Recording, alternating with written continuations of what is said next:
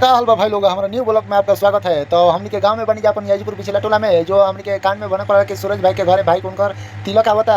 तो चली जा रहा सब हम दिखावा तनी जैसे हम आगे बढ़ी। तो देखनी कि अभी तक 10-11 बजे गए लेकिन किराना दुकान खुला रहुए।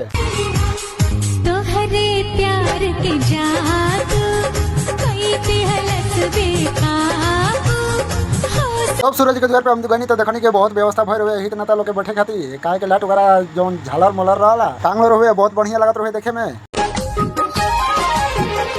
तू तो ये तना ये जान खूबसूरत हो कोई से किनले किछि नले ई नूरत हो।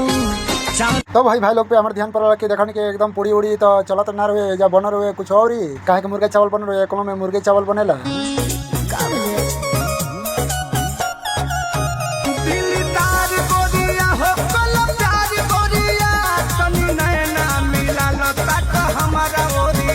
हाई भाई साहब तो अपन खाई में मौजूद रहा माने खाई में अपन जोड़े डाले रहा इनकर बल्टी तो एकदम खाली हो गल बा काहे कि इनका से काहे ले कौरी मुर्गा चावल लियावो तो कहा तरह के सबूर धरा हो गल लियावो तनी।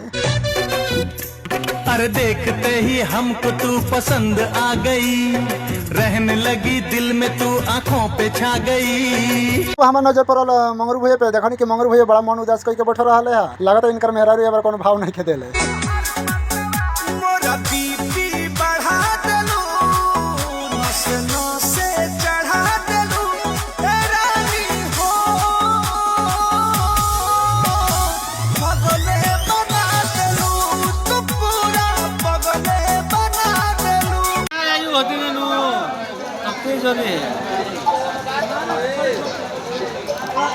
में क्या चाहिए भाई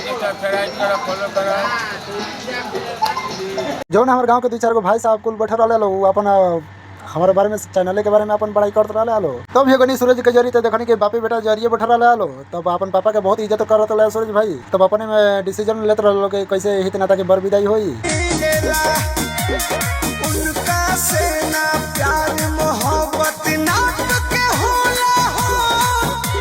सबसे ऊंचा दर्जा माई बाप के होला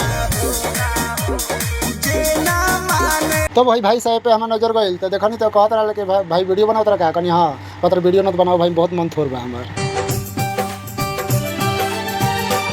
रोज देखत रही हम जियत रही अब तो देहिया से निकलल परान लागे सारा जहान। देखनिए कि पीलावा के एक और बुझाते के भेरिए धइला बा तो लोग देख सकत लोग एक और के बुझाते के सास परने का टंगा गइल बा।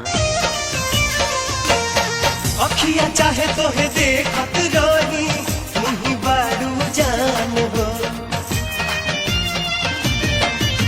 तो पीलावा पे नजर हटल तो देखनी कि आई तिल को हरकुल जातना रहले लोग तिलक को लग चढ़ाई के आगे रहले लोग खाना खाए बैठे रहले लोग। पुड़िया कमे कमे खाना हो महंगी के जमाना लग जाई तो नहीं तो पैखाना हो पुड़िया कमे खाना। तब तिल को पे नजर हटल तो भाई पे नजर हमार पर गल देखनी के बड़ा मन उदास करके बैठे रहले है का बात बा इनकर जब जरी आई के पूछा नहीं हम तो कहले है एक दिन के बात हो क्या बात हो रे भइल मिस्टे तू कैसे भइल दूगो भौजाई कइली एगो देवर पयटे।